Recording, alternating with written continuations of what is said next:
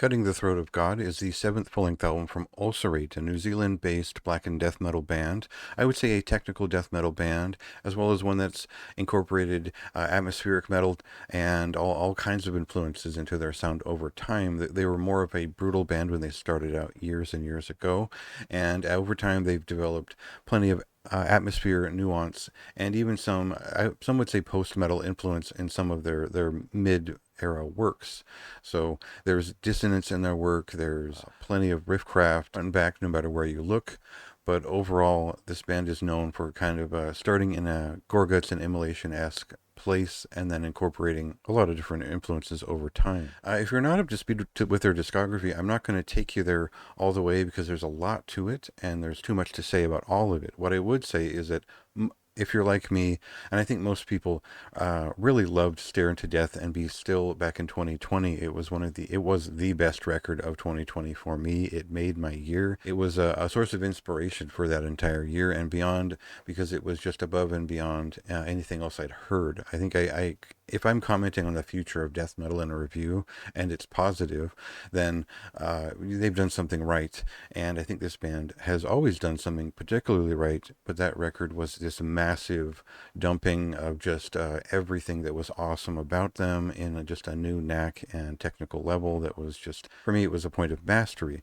Now, you're getting the sense that this is a lot to return to. This is a lot to follow up years later. This is a post-pandemic record now, and we've been listening to that record for 4 years. So what are they doing today?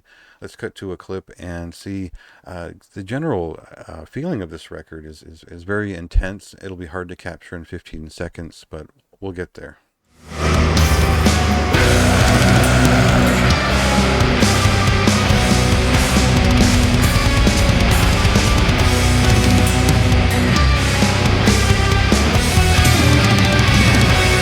Right off the bat, you really get a sense that Ulcerate are continuing the conversation of the last record, but they're doing it in a different voice. It isn't so much that it is more dissonant, it isn't that it is more brutal. It's actually less of all of those things, and what we get is a more clarified voice that is much more atmospheric in some sense. It's a little bit more dialed in with its tones, and it relies less on death metal pulverization to make its point.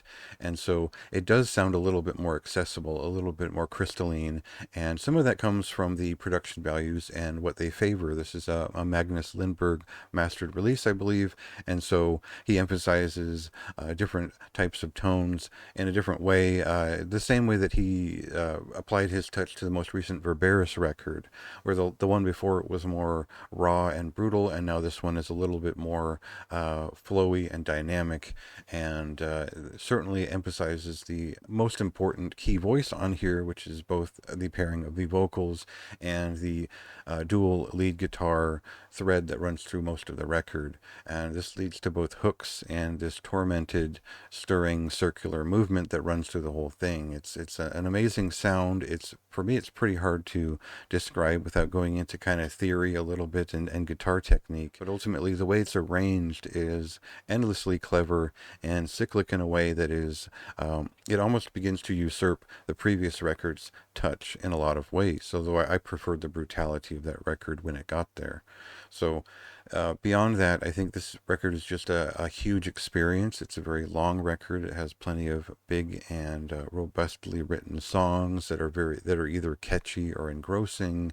I think the technique behind all of it really feeds into the way that they pen these songs. And when you pay attention to any one element, that might impress, but when they're all working together, the music becomes the focus. And I think that's the goal that a lot of extreme metal kind of misses these days. So there's a certain extra mastery to it that makes it an exceptional experience, and I would say an emotional but also surreal experience. And especially when you sit and read the lyrics and get in touch with what they're talking about and get a better sense of what they're conveying, it's all extremely dire and intense in a way that was expected, but also it still has its impact the way the last record did. So I say here the mood is vast, depressive, and all-consuming, and I think that's exactly where Ulcerate should be at this point, following up the previous record. I don't know where they go next with this, but I think that this is an incredible record, and obviously one that impressed me enough to write a mile-long review. So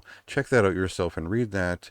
I've got plenty to say about it, but ultimately this is one of the best records of the year. It didn't have to be. I wasn't sure that I was going to be that impressed by it when I first got in touch with it and started listening. I felt like maybe this might not be the one, but by the time the first listen ended, I was convinced, and I haven't stopped listening to it since. And this released on June 14th.